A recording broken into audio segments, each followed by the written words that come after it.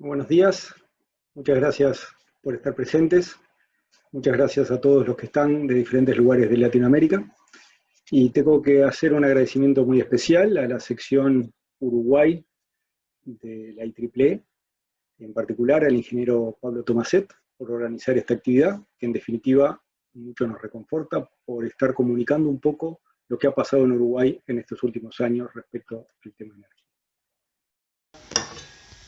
Nosotros venimos de una actividad bastante frenética al frente de UTE, que es la empresa eléctrica del Uruguay. Lo comento porque hay gente de otros países y evidentemente no tienen por qué saber. Ahora hoy lo vamos a comentar. Y bueno, y nos tocó la responsabilidad de estar al frente de la UTE desde el año 2010 hasta ahora, hasta marzo de este año, en que bueno, el recambio natural de autoridades fruto del cambio de gobierno que nos hizo regresar a la actividad académica que estábamos extrañando bastante. Si bien mantuvimos todos estos años el vínculo, la verdad que estos 10 años fueron muy complejos, pero quedó un tema que es el tema del cambio de la matriz, y en ese sentido documentarlo y explicarlo es parte de la tarea que estamos abocados.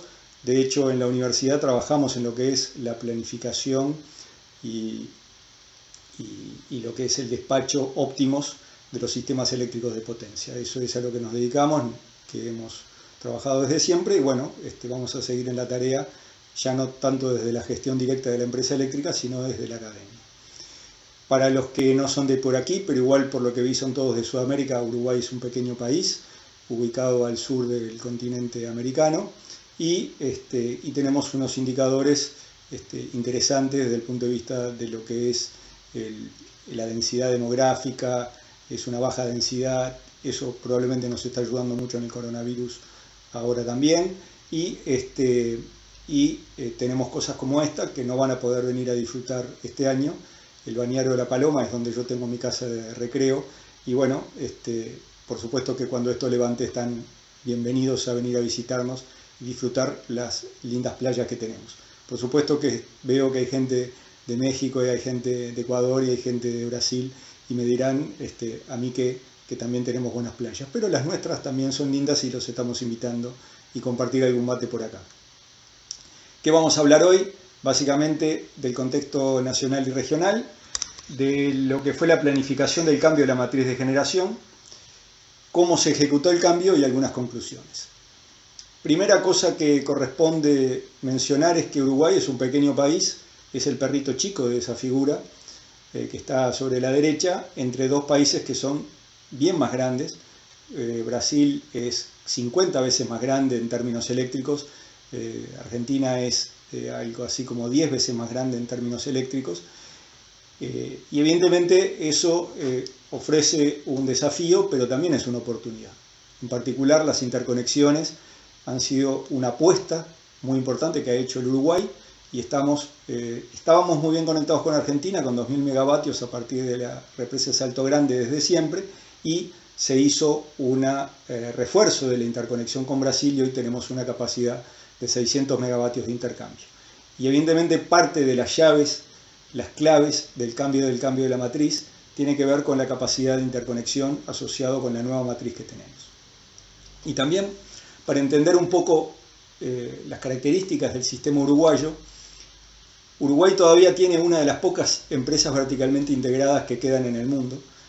UTE cumplió el otro día 108 años, y la empresa eléctrica se ocupa tanto de la generación, transmisión, distribución y comercialización de la energía eléctrica. Por supuesto que hay la posibilidad de que haya clientes libres y generación libre. Hay generadores, de hecho hay generadores privados, pero básicamente en su gran mayoría lo que terminan haciendo es vendiéndole la energía a la UTE, que la transmite, la distribuye y la comercializa. Es un mercado de comprador único. El tamaño del Uruguay así lo indica, y UTE lo ha logrado hacer con cierta eficiencia y se ha mantenido en esas condiciones.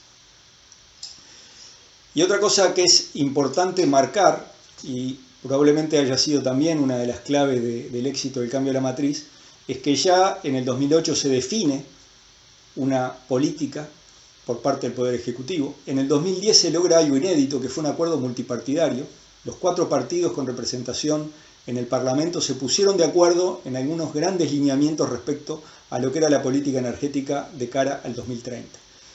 Y una cosa que pasó en estos 10 años es que realmente se trabajó en equipo.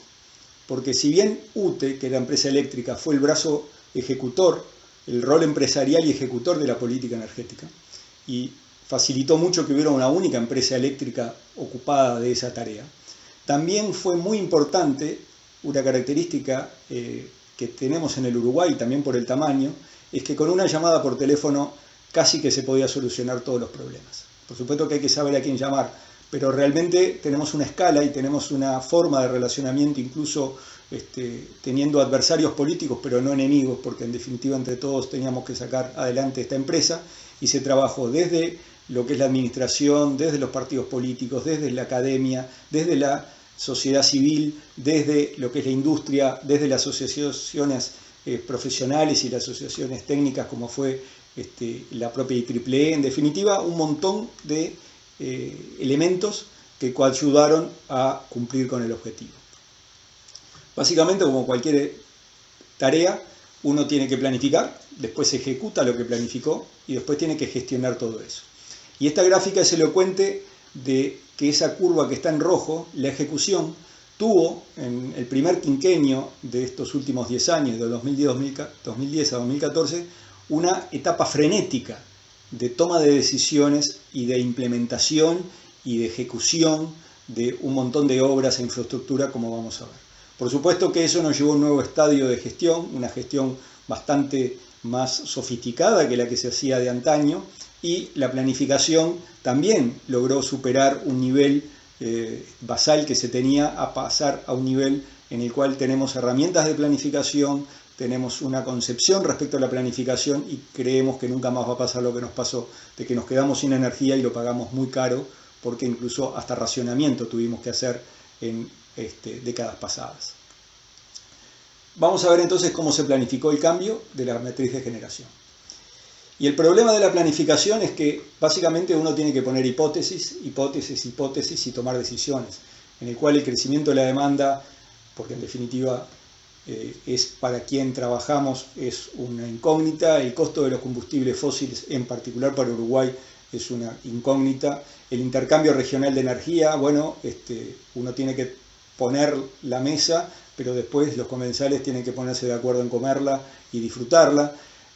Las disrupciones tecnológicas que llegaron, y muchas en el sector eléctrico, y los modelos de gestión de la demanda que con estas nuevas matrices uno puede decir que pueden funcionar mejor o peor, entonces lo tiene que poder modelar, y ni que hablar la geopolítica de mediano y largo plazo. Todo eso junto es un cóctel molotov en el cual, digamos, uno tiene que tomar decisiones con cosas que no dependen de uno, pero que las tiene que modelar.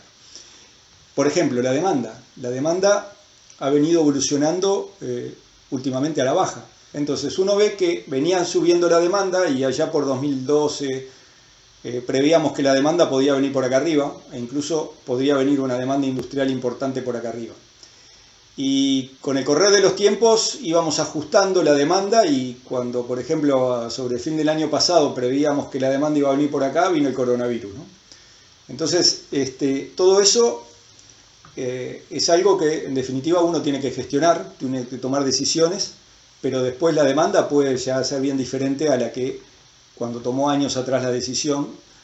En definitiva la que manda es la demanda y uno se tiene que ir adaptando. Después el otro tema que tiene que ver con las claves del cambio en Uruguay es que si uno ve la fuerte generación hidráulica que teníamos desde siempre, uno ve que la probabilidad de recibir, o sea, el valor esperado anda por 6.000 gigavatios hora de energía anual que viene de la hidráulica. No hay más hidráulica para instalar. Pero puede ser que venga una seca y hay una cierta probabilidad, un 5% de que venga 4.000 y no 6.000. Así como hay un 5% de probabilidades de que venga a 9.000. Entonces, esta vulnerabilidad nos genera problemas, digamos. O sea, esta variabilidad nos genera una vulnerabilidad. El tema es que nosotros, la demanda iba subiendo, esta es la demanda 2003, 2011, 2019, lo estábamos llenando todo con térmicas y con importación. A fines del siglo pasado apostamos a traer energía de Argentina. y quedamos colgados, y tuvimos un problema serio. Y lo único que teníamos como alternativa era las energías térmicas con combustible fósil, con máquinas ineficientes. Esa era la realidad. Y a eso se le sumaba que ese petróleo que nos daba parte importante de la energía tenía una variabilidad, o sea, nos generaba una vulnerabilidad financiera enorme, porque ¿quién sabía realmente qué iba a ser el petróleo? La EIEA, que es de donde tomamos nuestra mejor fuente de información respecto al futuro del petróleo, nunca le invoca. Y siempre pone un abanico enorme y la verdad que después la realidad es la realidad. Entonces uno tiene que modelar, y nosotros esto lo modelamos como un proceso estocástico en el cual, si bien tomamos en cuenta como un filtro recursivo la historia, hacia adelante ponemos el valor tendencial y le sumamos a caballo la historia pasada, para tener modelado estocásticamente lo que es el petróleo, pero básicamente no lo controlamos. Y en ese sentido dijimos, no, tenemos que garantizar el abastecimiento de energía, tenemos que minimizar el costo y tenemos que hacerlo en forma soberana, porque ya no podíamos confiar que la región nos fuera a dar la energía en los momentos que ésta fuera necesaria. Está complicado el barrio y tuvimos que diseñar eso. Y básicamente lo que hicimos es meter esto en un optimizador matemático, con todas las variables, con todos los recursos modelados, y ver cuál es el que nos daba el mínimo costo de abastecimiento en valor actual, teniendo en cuenta lo que iba a pasar en el futuro. Evidentemente consideramos todas las fuentes de energía, y la que resultó gananciosa eran las energías renovables no convencionales, en particular la eólica y la solar.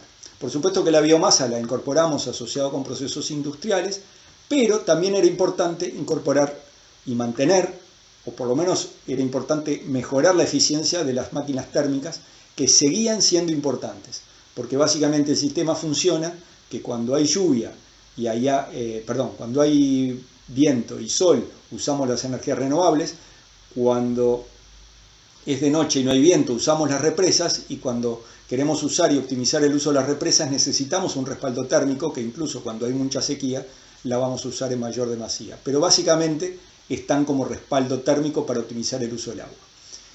Ya por el 2009, cuando hacíamos los primeros estudios de optimización teniendo en cuenta las renovables en la Universidad de la República, lo que nos decían los modelos, incluso con la eólica evaluada a $90 por megavatio, es que había que salir arando, instalando todo lo que se pudiera de eólica, porque eso era lo óptimo para el Uruguay. Y resultó eso contrastado con otros estudios, etcétera, se tomaron las decisiones, y básicamente acá está el dibujo de lo que fue la transición de un sistema que tenía una fuerte dependencia de combustibles fósiles, con una demanda, que es lo que está en rojo, que iba creciendo, y el cambio de matriz fue, bueno, la incorporación de biomasa, pero asociado con procesos industriales en los cuales el sector eléctrico le toma energía, pero fue fuerte incorporación de eólica. Y por diseño es más barato que sobre en algunos momentos eólica, y se trata de exportar, si bien en el diseño le dijimos, no, mira, esto lo tiramos, no vale nada. Con eso incluso diciendo que no vale nada, el sistema te dice, instálalo, igual porque es más barato que la alternativa, te genera muchas menos vulnerabilidades, y básicamente esta es la foto de lo que va a ir pasando en función de cómo evolucione la demanda. También consideramos, y eso estuvo en el estudio, el carbón, la termonuclear. Nada de todo eso sirve porque son energías firmes que están funcionando todo el tiempo. Lo que necesitamos hoy en día con las energías renovables no convencionales son sistemas flexibles que puedan ser gestionados, prendidos y apagados en función de las necesidades de la demanda neta resultante. Otra clave para Uruguay fue que ya teníamos las represas hechas. Tenemos represas hace muchos años, la última fue allá por los años 80, y básicamente ya tenemos explotado el potencial hidráulico, y es muy importante mencionar que una de las represas que tenemos en el Río Negro nos permite almacenar casi la quinta parte de la energía que consumimos en el año en el Uruguay. O sea, es una gran batería o capacidad de almacenamiento de energía. Realmente ha sido una de las claves por las cuales pudimos incorporar toda la eólica que pudimos incorporar. Otro tema también es interesante en Uruguay, es que tanto el viento, el sol, están bien correlacionados con la demanda. Tenemos viento todo el año, pero además el viento es mejor cuando baja la solar, así como la solar es mejor al mediodía cuando baja la eólica, y la eólica es más importante en la noche cuando baja la solar y cuando sube la demanda. Es como que están todos los astros alineados, es como que somos amigos. Somos amigos. Tienes una reunión, atendé. Los recursos naturales están alineados con nuestra demanda y eso es otra de las razones por las cuales se pudo hacer todo esto y resultó. Ya en los primeros años hacíamos estudios de lo que era la variabilidad diezminutal, vimos que eso no era un problema, lo íbamos a poder gestionar con un poco más de nervios en el despacho, pero lo íbamos a poder gestionar. Lo mismo hicimos estudios de lo que era la reserva o lo que es la regulación, el seguimiento de la demanda, que lo hacíamos básicamente en toda la región con Salto Grande, que es binacional con Argentina. La tercera parte de su historia, Salto Grande ha regulado la frecuencia en el sistema interconectado y básicamente no le agregaba más ruido que el ruido natural que tiene el sistema, el agregar eólica, y vimos que eso tampoco era un problema. Básicamente esta foto lo que muestra en definitiva a la izquierda de ustedes la vieja matriz eléctrica y a la derecha la nueva matriz eléctrica, en la cual por diseño tenemos excedentes, por diseño siempre, incluso con muchos excedentes y con mucho hidráulica, en algún momento hay que prender la térmica, eso funciona así, por supuesto que hay que prender la térmica mucho más cuando viene la sequía. Esta es la foto, digamos, de lo que sería nuestra matriz. Por supuesto la demanda va a ir creciendo y habrá que ir incorporando para ir manteniendo esta relación de aspecto.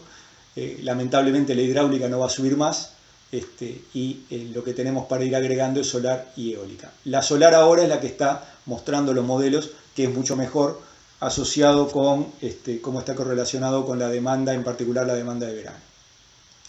Otra forma de ver el cambio de la matriz es desde el punto de vista de los costos. Cuando uno ve, estos son los millones de dólares anuales, estos son los años, y esto es ver lo que estaba pasando. El costo, en valor esperado, iba subiendo y subiendo y subiendo, no lo frenaba nadie. Pero lo que más preocupaba es lo que está en rojo, es con un 5% de probabilidad, en función de que el petróleo estuviera caro o la hidráulica fuera escasa, o sea, analizado probabilísticamente, el corte de probabilidad de 5%, o sea, había un 5% de probabilidades, que el costo no fuera el valor esperado, sino que fuera, por ejemplo, 2.500 millones de dólares en vez de 1.000 millones de dólares. Eso era un problema. Bueno, con el cambio de la matriz, no solo bajó el costo en valor esperado, o sea, bajó como 500 millones de dólares anuales el costo de abastecimiento, de 1.100 a 600, sino que el riesgo bajó de 2.500 a casi nada. Capaz que la mejor forma de verlo es en este dibujo, que es simplemente el corte en el 2012 y el 2018. Nosotros bajamos el valor esperado de 1.100 a 600, pero bajamos muchísimo más el riesgo. Teníamos un 5% de probabilidades de que fuera tan caro como 2.500 millones de dólares lo que tuviéramos que poner en el año 2012, que todavía no había cambiado la matriz. Tuvimos suerte, ¿saben? Ese año hubo seca, pero solo pagamos 450 millones de dólares más. Podría haber sido otro tanto más. Ahora puede venir la seca, de hecho este año estamos en seca y no pasa nada. Aguantamos, el sobrecosto es ínfimo, es gestionable y en eso estamos hoy. De hecho, esta cuenta que parece muy complicada, pero en definitiva, para el 2020, que hay dos cosas que respecto a lo que planificábamos que no se están cumpliendo.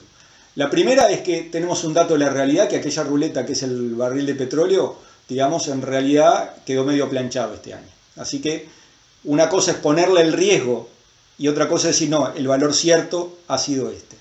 Y la otra es que la demanda no es la de otrora, sino que es menor la demanda que tenemos, como ya les mostré. Pero en definitiva hacemos la cuenta de almacenero y ponemos lo que es para el sistema actual, que es el negro, en cuanto a cuál es el costo anual esperado. Y ponemos lo que podría ser el viejo sistema, sin haber hecho el cambio, y vemos que, bueno, el nuevo sistema baja el costo, baja en 250 millones de dólares, por lo que yo les decía de que estas cosas no están absolutamente ajustadas, pero lo que claramente cambia un montón es que baja como en 1.300 millones de dólares el costo, digamos, en una situación de, por ejemplo, del 5% de las crónicas, perdón, el promedio del 5% de las crónicas más secas. eso es básicamente una foto de lo que pasaría este año. Ahora, si vamos al detalle, este año viene seco. Viene en una cosa que estuvo en algún momento en el 10% de las crónicas más secas, ahora estamos en un promedio de un 20%. Entonces, si uno toma lo que es el CEBAR, o sea, el valor esperado del promedio del 20% de las crónicas más secas, que es más o menos lo que debe estar pasando este año, uno ve que efectivamente, si hubiésemos tenido la vieja matriz, hubiésemos incursionado en un costo esperado, si todo esto fuera de acuerdo a la estadística, unos 750 millones de dólares. La realidad es que como el petróleo quedó clavado, ese número es un número menor. Pero esto muestra en definitiva lo robusta que es nuestra matriz, que incluso viniendo sequías, digamos, no pasa nada, eso se banca sin problema.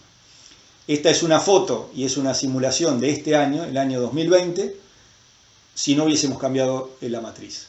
Tendríamos la biomasa, supongamos que esa hubiese entrado en cualquier escenario porque está asociado a procesos industriales que se dieron en el Uruguay, las 4 hidráulicas que teníamos y todo lo demás era térmico. Todo lo demás térmico. ¿Cuál es la realidad? Hoy es que tenemos la misma biomasa, la misma hidráulica y en vez de tener térmico tenemos renovables. Y por supuesto un poquito de térmico en el invierno, digamos, aparece. Esto es en valor esperado. Por supuesto, esto no está modelado con la seca que tenemos en curso, en el cual hemos tenido menos hidráulica y hemos tenido que prender algo de térmica, pero siempre en clave de exportación. Estamos exportando energía. Todo lo que está por arriba de esto, que es la demanda, es exportación. ¿Cómo ejecutamos el cambio? Bueno, esta foto es bastante elocuente en cuanto a cómo se incorporando los megavatios de potencia en el sistema. Desde el año 1992 que no se instalaba absolutamente nada en Uruguay. Recién en el 2007-2008 se empezaron a instalar cosas y básicamente en estos últimos 10 años se instaló todo esto. Se cambió, digamos, parte importante del ciclo, de la parte térmica, incluso se hizo un ciclo combinado, ahora vamos a ver, y se incorporaron las renovables. Así que pasamos en 12 años incorporamos 2.800 megavatios de potencia a nuestro sistema. En un sistema que tenía 2.000 megavatios y por muchos años no se habían hecho inversiones. Y la que se hizo acá fue una inversión en el año 1992 que era una térmica muy ineficiente, una central de ciclo abierto, que cuando en Uruguay venía la seca y decíamos que teníamos que prender la CTR, ya sabíamos que eso era ajuste de tarifas al alza, porque eran unas máquinas imposibles. Siguen funcionando, están ahí, pero realmente ya hace rato que no se prenden para nada. Esta es la foto de lo que era el Uruguay en el periodo 1992-2007, para decir algo, en el cual teníamos nuestras hidráulicas y algo de térmica en la demanda, o sea, en Montevideo, y esta es la foto que quedó después del cambio, con eólica por todos lados del país, por fotovoltaica por todos lados, la misma hidráulica, más térmica, biomasa y hasta micro aprovechamiento solar. Hay 450 instalaciones que totalizan 20 megavatios de instalaciones fotovoltaicas en el techo de las casas, que incluso cuando les sobra le venden a la propia empresa eléctrica. Todo esto está pasando, pasó en estos años y nos cambió realmente la matriz eléctrica del Uruguay. Los parques eólicos se pueden ver por todos lados, no hay ruta nacional en la cual uno no pueda ver un parque eólico. Se instalaron 1.500 megavatios, una inversión de 3.000 millones de dólares. Había que ver lo que eran las rutas llenas de camiones con palas y con aerogeneradores. Básicamente fueron 3 o 4 años frenéticos, en el cual 2014, 2015, 2016, 2017 entraron todos estos megavatios en operación en el sistema. Imagínense la gente del Despacho Nacional de Carga cómo la veía venir la ola del tsunami, pero la aguanta muy bien. Estos son los fabricantes, simplemente dejo la información si a alguien le interesa, que estuvieron presentes en todo lo que es el cambio de la matriz. Son 5 proveedores, digamos, conocidos y realmente con diferentes tecnologías. Tenemos Full Converter y tenemos también velocidad variable en rango restringido, o sea, doble alimentación. Y un detalle de cómo se hizo la eólica, que fue lo más significativo del cambio de la matriz, es que se hizo con diferentes instrumentos, diferentes vehículos. Por supuesto que hubo una inversión estatal directa de UTE, no fue la mayoritaria, pero hubo. Se hizo leasing de aerogeneradores, o sea, se alquilaron, hay un parque de 70 megavatios que es un leasing, se alquilaron aerogeneradores por 20 años y se les paga por disponibilidad al tecnólogo que los instaló. Se compra energía a sociedades anónimas o fideicomisos, y por supuesto que hay privados que están en el mercado spot, pero lo que es interesante es que el equipo de UTE desarrolló el 34% de la eólica, porque hay algunos de estos parques que, si bien son emprendimientos privados o fideicomisos, en realidad fueron desarrollados por técnicos de UTE, fueron al mercado de valores o fueron asociaciones, por ejemplo, con Electrobras, y le venden energía a la propia UTE. Pero, como les decía, por la idiosincrasia de nuestro sistema, el 99,3% de los derechos de la eólica que se genera en Uruguay es de UTE, porque UTE o la genera o la compra. Y después la transmite, distribuye y comercializa. La fotovoltaica también se hizo mayoritariamente por inversión privada, no hubo nada de inversión estatal por parte de UTE, o por lo menos nada significativo. También se cambió lo que les decía la parte térmica. Esto es un ciclo combinado que se instaló, que se terminó de instalar el año pasado. Son 532 megavatios y aquí tenemos el respaldo térmico por los próximos 30 años que va a garantizar que el sistema funcione, junto con algunas otras térmicas, por supuesto, porque uno tiene que tener un estudio de confiabilidad acorde, pero en definitiva una inversión importante. La interconexión con Brasil, básicamente se tiró una línea entre San Carlos, que es muy cerca de la Gran Demanda, que es en el sur del país, en el sistema de 500, pasando por la convertidora de Melo, que es la que se ve acá en la foto, y ya pasando en una línea de 60 Hz hasta llegar a la zona de Candiota. Eso fue una inversión 100% hecha por la UTE, por el Uruguay, apostando a la integración energética. Y de hecho la foto de cómo cambió la red eléctrica y estaciones en el Uruguay es bastante elocuente. En 10 años pasamos de lo que era nuestra vieja red de 500 y de 150, toda radial. De 500 había solo lo que iba desde acá hasta acá. Todo lo demás es en 150, pero además teníamos grandes partes del país alimentados con sistemas radiales. Bueno, todo eso se cerró el anillo del norte, se cerró también por acá. Todo esto, esta línea ya está construida, ya con postación de 500 kilovoltios, o sea, ahora está en licitación una línea que va de acá a acá, con lo cual se va a cerrar el anillo en 500 kilovoltios. Por tanto, tenemos y mucha infraestructura también de transformación y de líneas en el sur del país. En definitiva, tenemos la red eléctrica que va a servir a mayor incorporación de renovables y a la demanda y a la interconexión regional por los próximos 20 años, sin ninguna duda. Por tanto, tenemos un sistema movido, en el cual básicamente la demanda es lo que está en azul. Esto es un día X, en el cual evidentemente teníamos a full las represas, el sol cuando toca, el viento cuando toca, el río Negro, que tenemos 3 represas en el río Negro, esta es la que tiene capacidad de almacenamiento, y la parte térmica, en este caso era seguramente porque estábamos exportando energía a Argentina o a Brasil. El año pasado se dio el récord, doble récord histórico, porque tuvimos un día en el cual, digamos,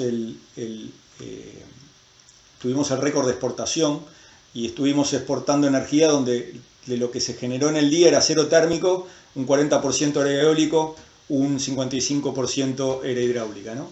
Y eso abastecía un 46% de la demanda y un 54% estábamos exportando a la región. Y esto fueron los días pasados, esto lo saqué hoy de mañana, fueron los últimos 3 días, en la cual el baile sigue, un despacho movido, en el cual, digamos, los recursos vienen y van en función del viento y la solar, el despacho de las hidráulicas. En algún momento tuvimos que prender térmica, incluso en clave de exportación, o sea, para el consumo interno, pero también para la exportación. Acá solo para nosotros, acá estábamos exportando térmica agua y viento. En realidad esto es absolutamente antojadizo en qué orden uno lo dibuja, porque la energía se entrevera y nunca se sabe qué es lo que uno exporta. Pero en definitiva uno puede identificar un poco las claves de qué es lo que estaba motivando, digamos, prender o no prender la térmica. Si la demanda supera, si la generación supera la demanda es porque prendimos térmica para los vecinos, eso no tenga ninguna duda.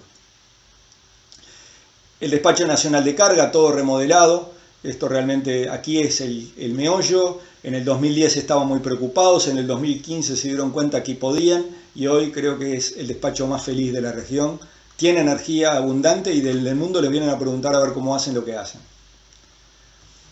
Una cosa que es interesante, y tengo que mencionarlo, y más ahora exclusivamente en el rol académico, es que fue muy importante el aporte de la academia en lo que fue el desarrollo de herramientas de planificación y operación. De hecho, el CIMSE hoy es la herramienta que se usa en el despacho eléctrico uruguayo para lo que es el despacho y además para planificación, y fue 100% desarrollada en la Universidad de la República y con una finalidad, justamente, usarla como se está utilizando. Una forma, digamos, también de generar herramientas didácticas, pero además herramientas de uso público y que generaran confianza y que hubiera muchos actores que tuvieran el conocimiento de cómo se hacen estas cosas. Por nuestros cursos ya pasaron 300 profesionales que hoy saben cómo planificar un sistema eléctrico y cómo se despacha en forma óptima un sistema eléctrico, y tiene una herramienta que además es gratis, porque esto es software libre y lo puede bajar cualquiera, y esta herramienta ya se está usando en varios países de Sudamérica como herramienta de planificación y de análisis, por supuesto en Uruguay, pero también en algunos otros países en los cuales la verdad que funciona muy bien. Esta herramienta, como les decía, fue desarrollada por la Universidad de la República, ahí está la información de cómo pueden obtenerla, y básicamente es una herramienta clásica de optimización dinámica estocástica, pero que tiene la posibilidad de incorporar pronósticos, la correlación de las diferentes fuentes, que ya no es simplemente usar el método Monte Carlo y olvidarse, sino que hay que meter lo que es la historia para poder representar mejor, y esto cuando llegamos hoy a simulaciones que hacemos hora a hora, porque así es como funciona. Y en ese sentido, todo lo que es el pronóstico de tiempo y clima y de demanda es vital, y en eso estamos trabajando muy fuerte, con proyectos de investigación y con el propio ADME, que es el administrador del mercado eléctrico, teniendo muy claro, digamos, que el conocimiento es poder. Y en ese sentido se trabaja muchísimo y se ha trabajado y se ha invertido mucho en términos relativos respecto a lo que se invertía antes. Respecto a lo que es el sistema eléctrico, yo les diría que 1 minuto del sistema eléctrico es lo que se invirtió en el conocimiento por la cuantía que son los sistemas eléctricos.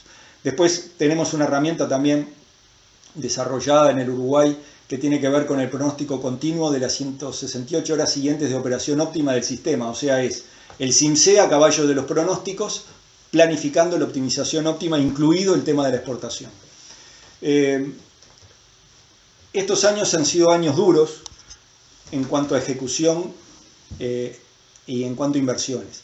Fíjense que del 2010 al 2019, esa es la cantidad de millones de dólares, totalizan 7.000 millones de dólares que se invirtieron en el sector eléctrico. Estamos hablando que fue el 1,3% del PBI en promedio durante esos 10 años. Se separaron en 2 quinquenios, bien identificados, es como una ola de inversión, se tomaron decisiones, se empezaron a ejecutar y después se terminaron de hacer inversiones. Acá tenemos el detalle por quinquenio, evidentemente la eólica quedó a caballo de los 2 quinquenios, pero tenemos inversiones en interconexiones, en la térmica con el ciclo combinado. Estas son inversiones hechas por todo el sector eléctrico. De esas inversiones, de estos 7.000 millones de dólares, hay unos 3.000 millones de dólares que fueron hechos en esas 2 barras verdes que están en el quinquenio 2010-2014 y 2015-2019, directamente hecho por UTE, como empresa eléctrica estatal. Y podemos ver un poco qué es lo que estaba pasando en quinquenios anteriores, el último quinquenio del siglo pasado, el primer quinquenio de este año. Aquí se empezó a despertar la UTE, se nos estaban viniendo las redes abajo y ni que hablar el costo de abastecimiento porque estábamos como bloqueados y se nos hacía la noche. Había que cambiar la matriz no solo por la generación, sino por la transmisión y la distribución y la comercialización y todo lo que es el desarrollo de herramientas de lo que es la digitalización, digamos, del sistema. Todo eso pasó también y está también a caballo de esos millones de dólares. Entonces, yendo un poco hacia el final, hacia las conclusiones de esta presentación. Creo que esta foto es la mejor conclusión que puedo ponerles. En el año 2019, así como fue en el año 16, el 17 y el 18, básicamente el 98% de la energía fue de origen renovable. Es verdad que fueron años, ninguno de ellos fue en años secos. El año más seco de ellos fue el 18, que fue un año medio el año pasado. Tuvimos solo un 2% de generación térmica. El año pasado tuvimos un 33,6% de generación eólica. El año anterior había sido un poquito más, incluso en el año 17. En el año 18. De los cuales básicamente el 80% es para la demanda propia y un 20% lo hemos estado exportando. Y lo hemos estado exportando en dos mercados que son Argentina y Brasil. Este número en el 19 fue así, en el 18 fue al revés. El 80% lo exportamos a Brasil y el 20% a Argentina. Esto es variable, depende de la oportunidad. Tenemos un equipo en el Uruguay que está atento justamente a las oportunidades para ir colocando la energía en función de las necesidades de los vecinos. Y ya yendo, digamos, y sí al final, las grandes conclusiones que yo tendría para decir son que se trabajó en equipo, eso es muy importante en estas cosas, y lo logramos hacer, y realmente se trabajó en equipo a todo nivel. Se logró transformar la matriz y quedó definido un camino. Lo interesante es que quedó definido un camino a futuro autónomo y sostenible. O sea, hoy, si crece la demanda, sabemos qué es lo que tenemos que hacer para, en forma soberana, autónoma y sostenible, abastecer esa demanda.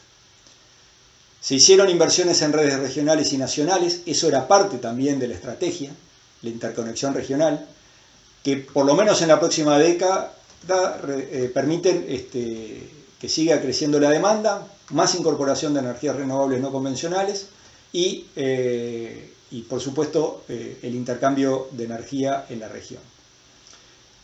Una conclusión que para mí es muy importante, porque en definitiva está en la raíz de que todas estas cosas ocurran, es que se desarrollaron capacidades propias de planificación y despacho óptimo en todo lo que tiene que ver con los pronósticos.